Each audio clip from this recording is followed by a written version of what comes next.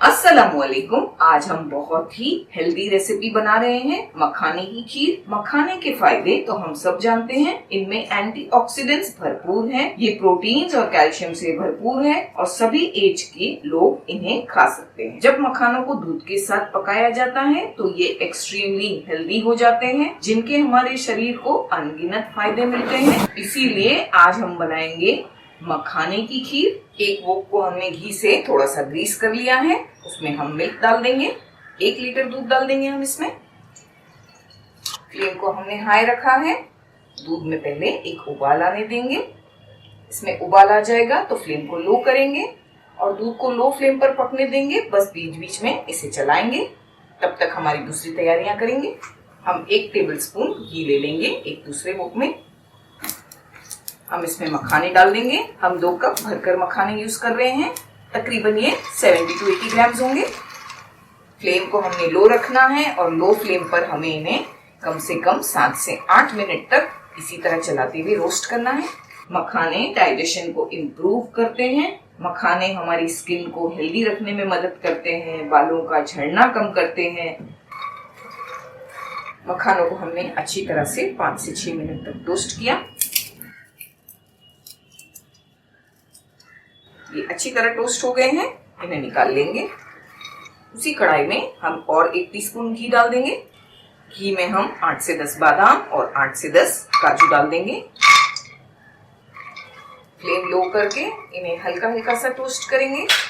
हमें लगेगा कि काजू का थोड़ा थोड़ा कलर चेंज हो गया है, तब तक टोस्ट करेंगे। काजू का कलर हल्का हल्का सा गोल्डन हो गया है। फ्लेम को बंद करेंगे और इन्हें निकाल लेंगे।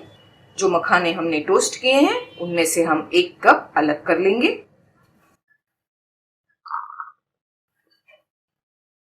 बाकी के मखाने हम ब्लेंडिंग जार में डाल देंगे। जो ड्राई फ्रूट्स हमने टोस्ट किए हैं वो भी डालेंगे। एक दरदरा सा पाउडर बनाएंगे, बिल्कुल बारीक नहीं करेंगे। इस तरह से दरदरा पाउडर किया है हमने, बहुत ज्यादा बारीक नहीं कर दिया। दूध को भी हम रेगुलर थोड़ी थोड़ी देर से चला रहे थे, लेकिन हमने इसे घी से ग्रीस कर दिया था सबसे पहले। इससे क्या होता है कि दूध चिपकता नहीं है। आप देख सकते हैं साइड्स पर भी नहीं चिपक रहा है और नीचे भी नहीं। हमने जितनी देर ये सारे प्रोसेस किए उतनी देर में दूध अच्छा सा पककर गाढ़ा हो गया है। तो सबसे पहले ये रेसिपी स्टार्ट करने के पहले दूध को गर्म करने को रख दें। दूध पकेगा तब तक हम सारे प्रोसीजर्स करेंगे। इस तरह से दूध भी रेडी हो जाएगा और साथ में हमारे मखाने भी रेडी हो जाएंगे, ग्राइंड होके टोस्ट होके। बस ये पॉइंट पर हमें जो मखाने हमने ग्राइंड करके रेडी किए वो डाल देने हैं। पाउडर हमने डाल दिया, थोड़े हम साबुत भी डालेंगे, थोड़े से गार्निशिंग के लिए बचा लेंगे। फ्लेम लो है, लो फ्लेम पर 4 से 5 मिनट हम इसे पकने देंगे धीरे धीरे। दूध के साथ हमने मखाने पकने के लिए रख दिए लो फ्लेम पर। एक पैन को भी हमने गर्म किया, छोटे से पैन को। इसमें हम 2 टेबल स्पून शक्कर डालेंगे। इस रेसिपी में टोटल हम 5 टेबल स्पून शक्कर यूज करने वाले हैं, जिसमें से बस 2 टेबल स्पून हमने अभी डाल दी। ये स्टेप जो हम कर रहे हैं ये बिल्कुल ऑप्शनल है। आप चाहें तो इसे स्किप भी कर सकते हैं और डायरेक्टली 5 टेबल स्पून शक्कर डाल सकते हैं।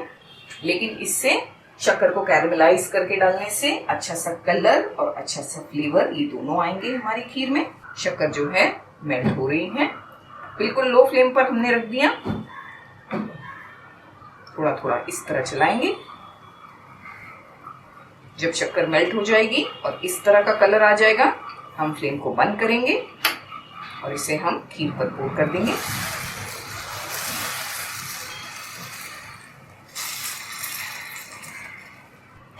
बाकी की 3 टेबल स्पून शक्कर भी डाल देंगे। अच्छी तरह से मिक्स करना है।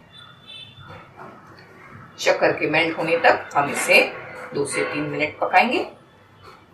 2 से 3 मिनट हमने पका लिया। शक्कर जो है मेल्ट हो गई है। कुछ ड्राई फ्रूट्स मिलाएंगे, थोड़ी चिरौंजी, थोड़े बादाम और थोड़े पिस्ते स्लाइस कर लिया हमने।